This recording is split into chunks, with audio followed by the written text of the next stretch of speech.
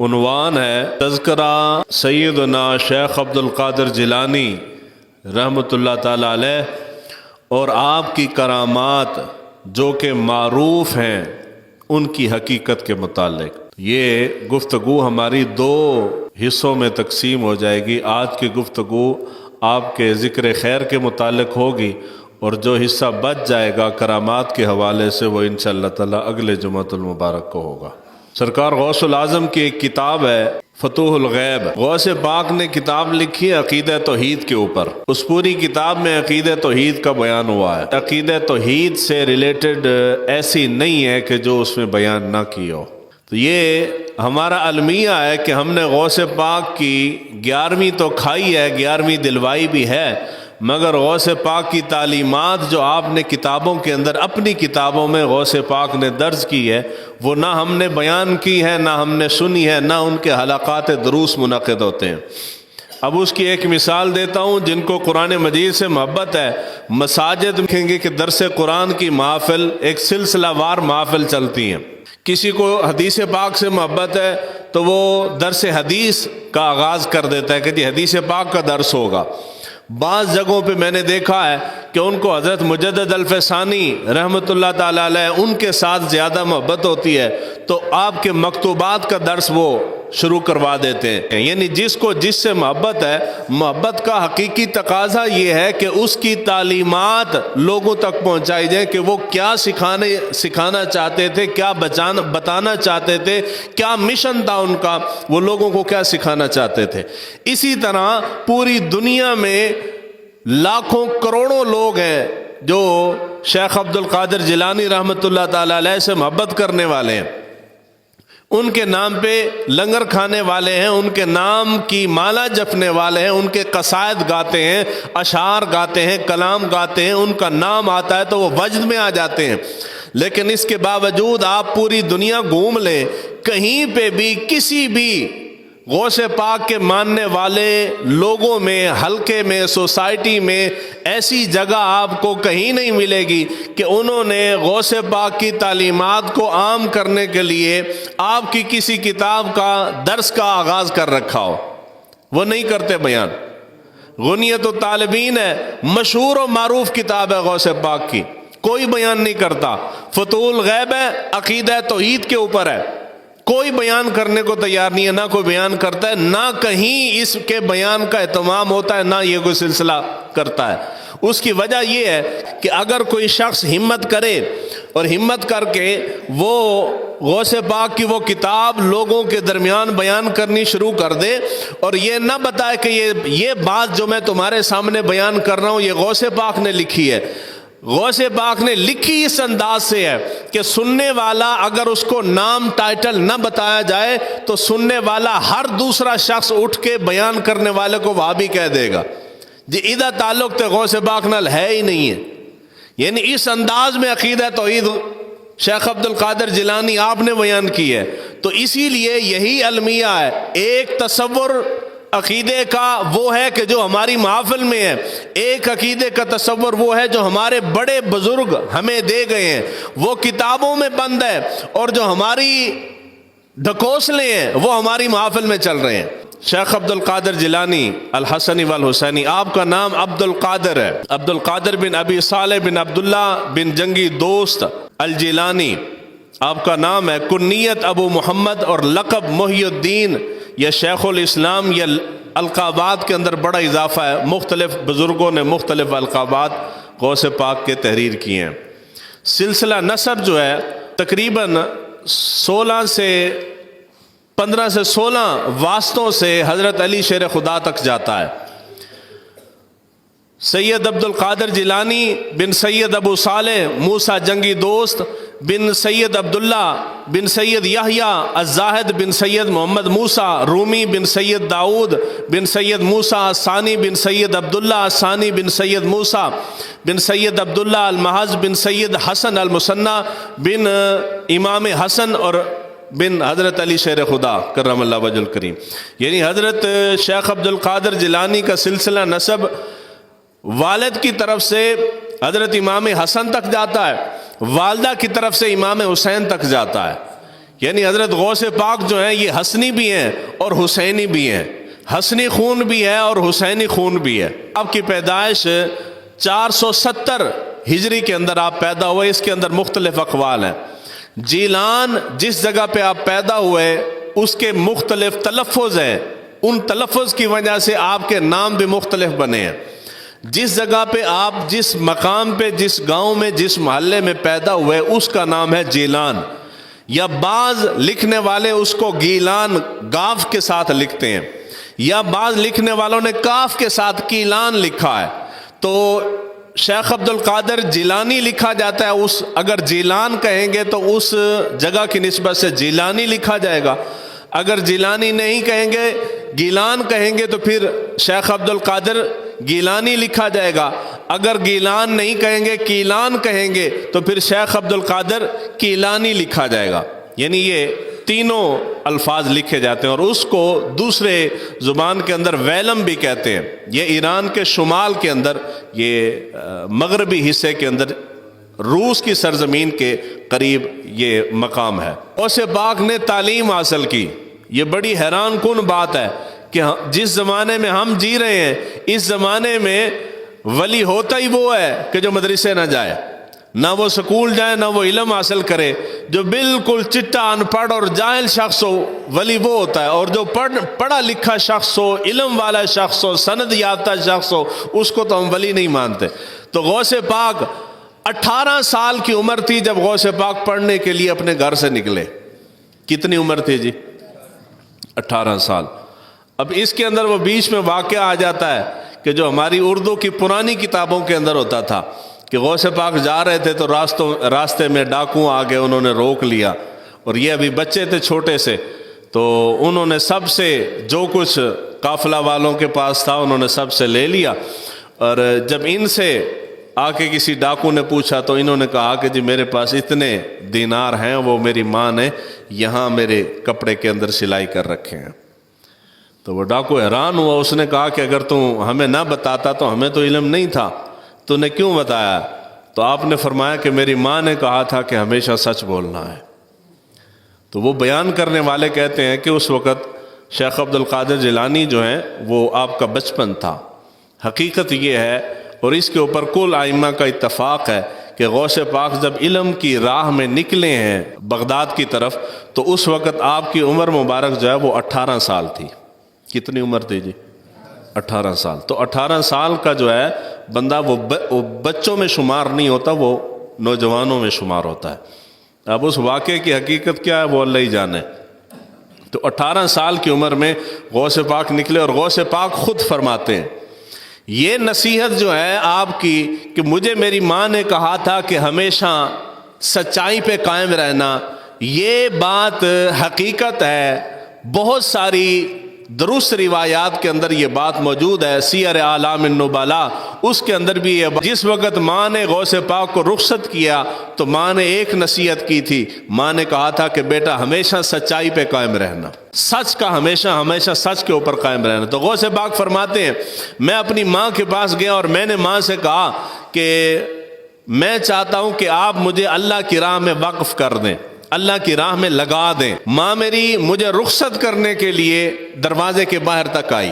اس کا مطلب یہ ہے کہ جب دین کے راہ پہ بچہ چل پڑے، والدین کو چاہیے کہ وہ اپنے بچوں کو دین کی راہ پہ لگائیں، اور جب ان کو رخصت کریں تو اس طرح پروٹوکول کے ساتھ اپنے بچوں کو رخصت کریں۔ ہم سکول والا بچہ جا رہا ہو تو اس کے لیے پروٹوکول تو ہے، تو جو مدرسے والا ہوئے تو وہ واسطے کوئی پروٹوکول۔ بچہ سکول میں جا رہا ہے تو اس کے اوپر خرچ کرنے کو بھی تیار ہے، تو جو مدرسے جاندہ ہے تو پھر کوئی حال احوال پھر پوچھن واسطے تیار بھی نہیں ہے۔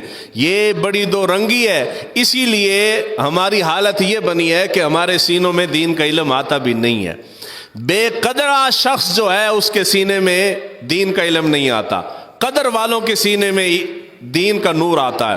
تو غوث پاک جب وہ رخصت ہونے لگے تو ماں نے نصیحت کی کہ میرے بیٹے اب جو تو جا رہا ہے نا، قیامت سے پہلے تو ہماری ملاقات ممکن نہیں ہے۔ مطلب یہ تھا کہ تو جائے گا تو میری عمر کا آخری حصہ چل رہا ہے تو میں پیچھے اللہ کو پیاری ہو جاؤں گی، ہم اب قیامت کو ملیں گے۔ اور ماں نے نصیحت کی کہ بیٹے ہمیشہ سچائی پہ قائم رہنا ہے۔ جھوٹ نہیں بولنا۔ اس کے بعد شیوخ کا تذکرہ ہے۔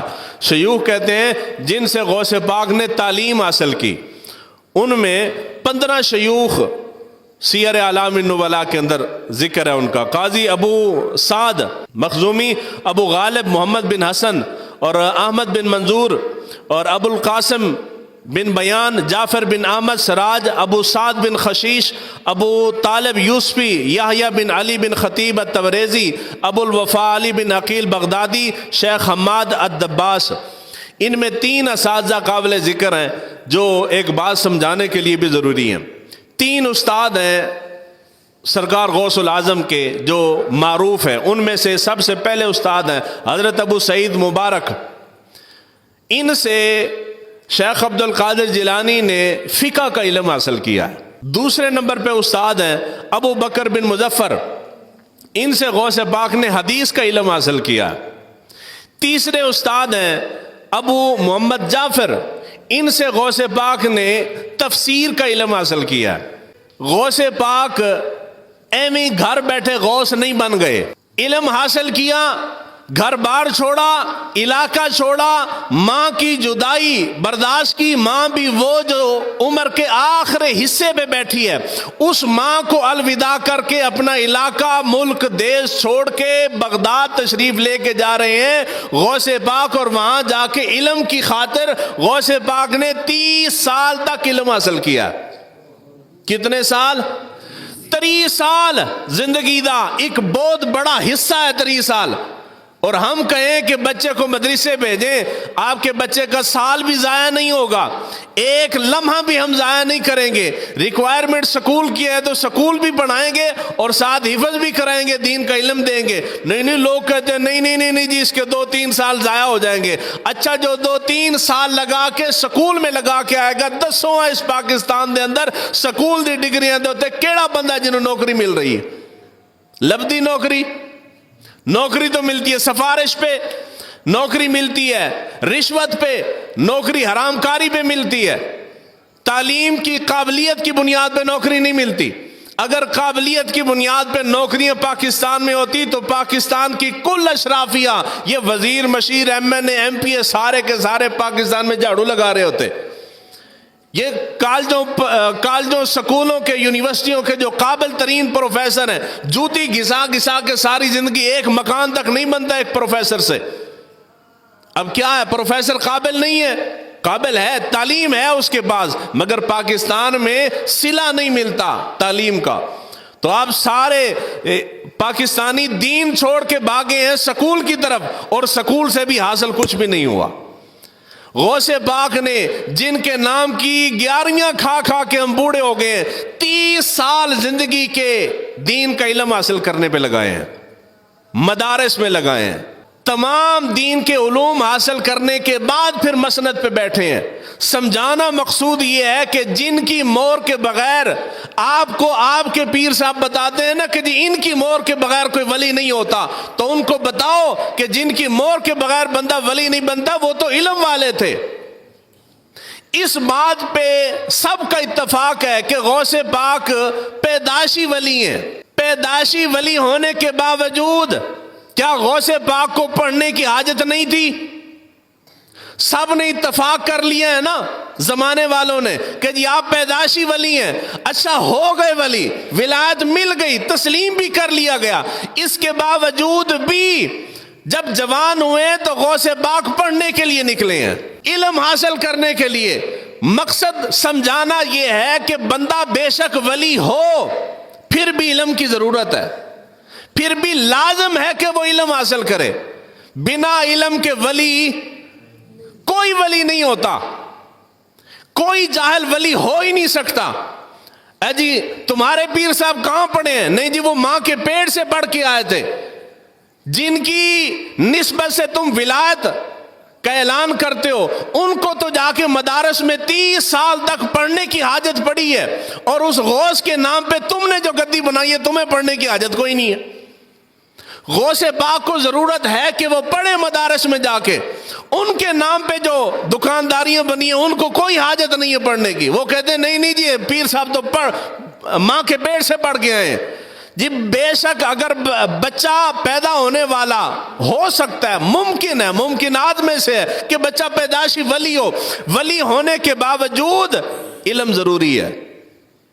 علم جی بس ولی علم جی، بنا علم کے بندہ ولی کوئی نہیں ہوتا۔ اور آپ کائنات پوری کھنگال لیں اولیاء کاملین میں سے کوئی ایک ولی جو حقیقت میں پہلے گزر چکے ہیں، آج کل دے جرے نہ دو نمبر انہیں دی مثال نہیں دین، ایک بندہ نکال لیں کہ جی فلاں اللہ کا نیک بندہ ولی تو تھا مگر علم نہیں تھا۔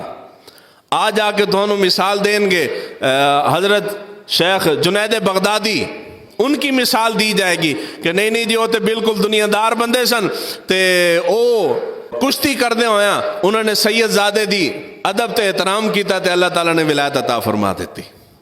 انجی ہے نا جی، گل تو سنی ہے نا جی کہ جی وہ بالکل پہلوان تھے اور وہ کشتیاں لڑا کرتے تھے، اور سید زادہ بڑا بھوکا تھا، پیاسا تھا، فاقوں میں تھا، تو اس کی کشتی ہوئی، کہیں سے کوئی اور ذریعہ بن نہیں رہا تھا، تو وہ آیا مد مقابل، چیلنج قبول کیا جنید بغدادی کا، اور اس نے آ کے آپ کے ساتھ کشتی کی، اور جب کشتی کے لیے انہوں نے ایسے داؤ لگایا نا، اس کو پکڑا اس سید زادے کو، تو اس نے کان میں کہا کہ مجھے پکڑ کے نیچے گرا کے تو شکست تو دے دے گا، مگر ایک بات میں تجھے بتانا چاہتا ہوں کہ میں بڑا فاقوں زدہ ہوں اور نبی کی آل میں سے ہوں، میں کسی کے سامنے سوال نہیں کر سکتا، تو میں چاہتا ہوں کہ تو اگر ہار جائے گا تو تیری ہار کی وجہ سے مجھے مال بہت سارا مل جائے گا۔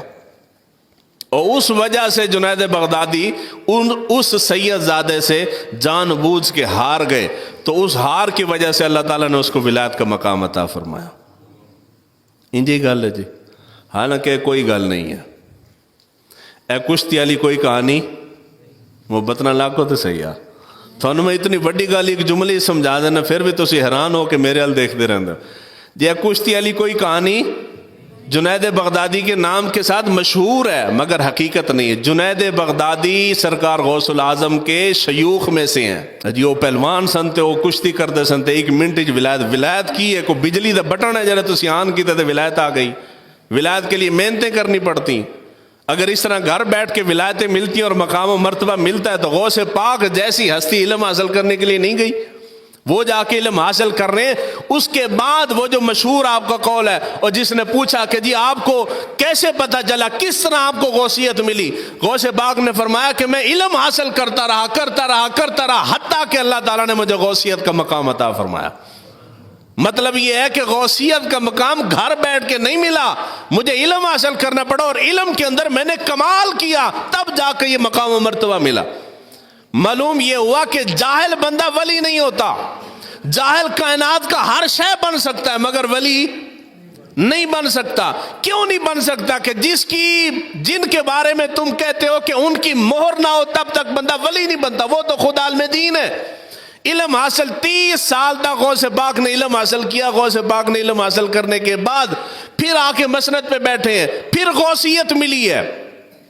اور یہاں ایک جملہ سمجھانے کے لیے کہہ جاؤں، بزرگوں کی جو سیرت بیان ہوتی ہے تو اس کے اندر مبالغہ آرائی بہت زیادہ ہو جاتی ہے، مثالہ جس کو کہتے ہو، مثالہ بہت زیادہ لگ جاتا ہے، اور غوث پاک کے متعلق تو اتنے مثالیں لگیں کہ بندہ ورطہ حیرت میں گم ہو جاتا ہے، یار اتنے مثالیں لا چھٹے نا تسی۔ اب میں اس کی ایک مثال دیتا ہوں، کتابوں کے حوالے نہیں دیتا کیونکہ میں کتاب دا نام لے لاں تو پھر مسئلہ بن جاتا ہے، جب میں کسی لکھنے والے رائٹر دا نام لینا تے تاں بھی مسئلہ بن جاتا ہے جی وہ دی بدنامی ہو رہی ہے، تو پھر تسی بدنامی نہ کراؤ، ایہو جیاں گلاں لکھو ہی نہ۔ غوث پاک کی عمر کے متعلق سب کا اتفاق ہے، زیادہ سے زیادہ جنہوں نے لکھی ہے کہ آپ کی عمر مبارک 90 سال تھی۔ اب میں آپ کو مثالہ سمجھا رہا ہوں کہ مثالہ کیسے لگایا جاتا ہے۔ جن بڑے ناموں نے لکھی ہے ان میں سے کسی کا نام نہیں لیتا، جو صاحب مطالعہ ان کو ویسے سمجھ آ جائے گی۔ لکھنے والوں نے سبھی اکثر و بیشتر نے یہی ترتیب لکھی ہے، کہتے ہیں کہ جی غوث پاک جب پڑھنے کے لیے نکلے عمر 18 سال تھی، 18 سال تک گھر میں تھے، 18 سال کے بعد پڑھنے کے لیے علاقہ چھوڑ کے بغداد کی طرف نکلے، 30 سال تک علم حاصل کیا۔ 18 سال کے بعد کتنے سال؟ 30 سال غوث پاک نے علم دین حاصل کیا. 30 سال علم دین حاصل کرنے کے بعد جب فارغ ہو گئے تو 25 سال تک، جس کو آپ عام زبان میں چلہ کہتے ہیں، عبادت اور ریاضت کے لیے غوث پاک جنگلوں میں نکل گئے. 25 سال تک جنگلوں میں جا کے غوث پاک نے عبادت اور ریاضت اور مقام و مرتبہ حاصل کیا. اس کے بعد 25 سال جنگلات میں گزارنے کے بعد غوث پاک واپس تشریف لائے تو وہاں واپس آ کے جامعہ قادریہ کے اندر بیٹھ کے یا جامعہ نظامیہ کے اندر بیٹھ کے وہاں پہ غوث پاک نے 40 سال تک واعظ و نصیحت اور درس و تدریس کا کام کیا ہے. ہن وچ مثالہ کی یہ او تھانوں سمجھا رہے ہیں. غوث پاک دی کل عمر کتنی؟ 90 سال. آپ پڑھنے کے لیے گئے 18 سال کی عمر میں، اور 30 سال تک علم حاصل کرتے رہے ہیں. 18 دے طریق کتنے ہوندے ہیں؟ کتنے ہوندے ہیں جی؟ اچھا.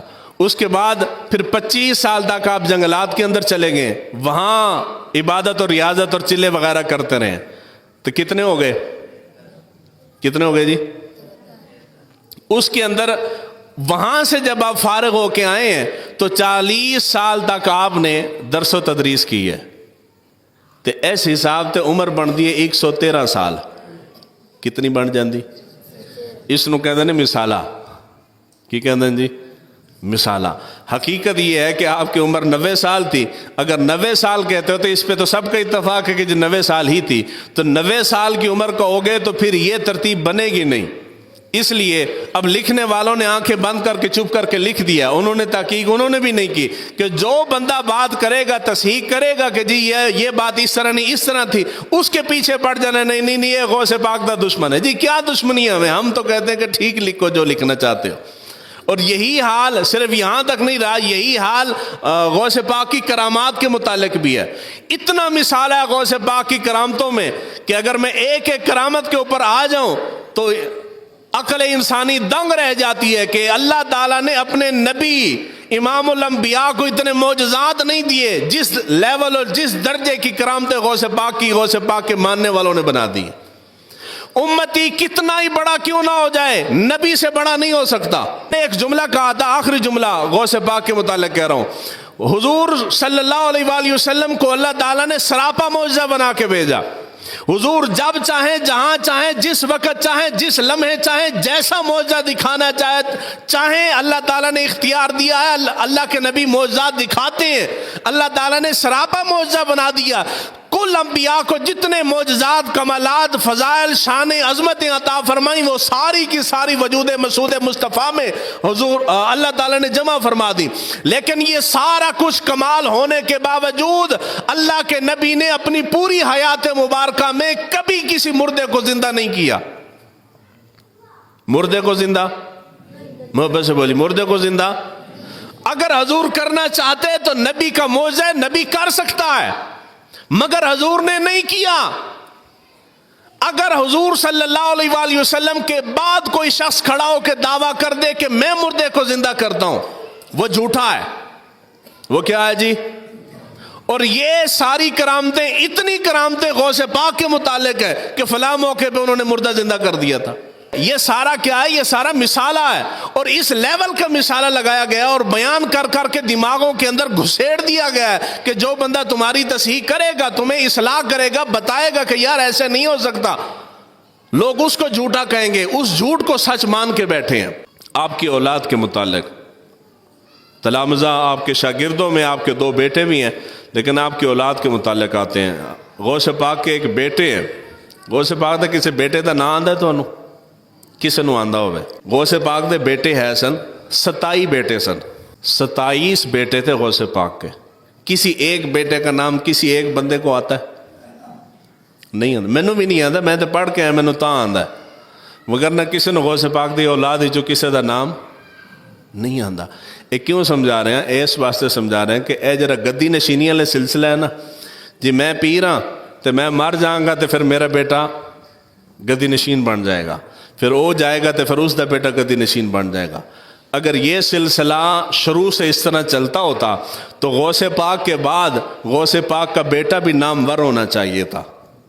حالانکہ وہ صاحب علم تھے، صاحب کرامت بھی تھے، سارا مقام و مرتبہ تھا، مگر یہ جو سلسلہ ہے نا گدی نشینی والا، یہ گدی نشینی والا سلسلہ، یعنی غوث پاک کے وصال کے بعد کوئی بیٹا آپ کا اس طرح گدی وہاں بنا کے بیٹھا، اسی لیے کوئی ان کے نام کو بھی نہیں جانتا۔ تو آپ کے بیٹے ہیں عبد الرزاق۔ عبد الرزاق وہ کہتے ہیں کہ میرے والد نے 4 شادیاں کی، یکے بعد دیگرے، ان 4 شادیوں میں میرے والد کے 49 بچے، یعنی ایک کم 50، اللہ تعالیٰ نے اتنے بچے عطا فرمائے 49، اور ان 49 میں سے 27 بیٹے تھے اور باقی ساریاں بیٹیاں تھیں۔ جب اس کے اندر بھی تھوڑا سا مثالہ ہے، وہ ایک جملے میں عرض کر جاؤں۔ جنہوں نے کہا کہ جی 4 شادیاں کی ہیں، غوث پاک نے پہلی شادی 50 سال کی عمر میں کی ہے۔ کس عمر میں؟ 50 سال دا بندہ، چلو مان لو کہ کتنی ایک اولاد ہو سکتی ہے، پہلی شادی 50 سال کی عمر میں، اور آپ کہتے ہیں کہ 49 بیٹے ہیں۔ اچھے بھلے لوگوں نے اتنی تعداد لکھی ہے، حالانکہ نام بھی اگر کہیں کہ جی اولاد میں سے نام لکھ دے کہ کتنے، ان 49 میں سے چلو 40 کے نام، 30 کے نام لکھ دیں، 20 کے لکھ دیں، نہیں پتا، صرف عدد پتا ہے کہ جی اتنے تھے۔ تو وہ اقوال لکھے گئے جی 50 سال کی عمر میں پہلی شادی کی، اس کے بعد کچھ عرصے بعد پھر دوسری کی ہوگی، پھر کبھی جا کے تیسری کی ہوگی۔ تو میڈیکل کے حوالے سے بھی اگر دیکھا جائے، حقائق کے حوالے سے بھی دیکھا جائے، تو اس عمر میں شادی کرنے کے بعد پھر 90 سال سے پہلے 49 بچوں کا ہو جانا ممکنات میں سے نہیں ہے، مگر لکھنے والوں نے لکھ دیا ہے اور میں نے آپ کو سنا دیا ہے۔ ایک رخ نہیں دکھایا، دوسرا رخ بھی دکھا دیا ہے۔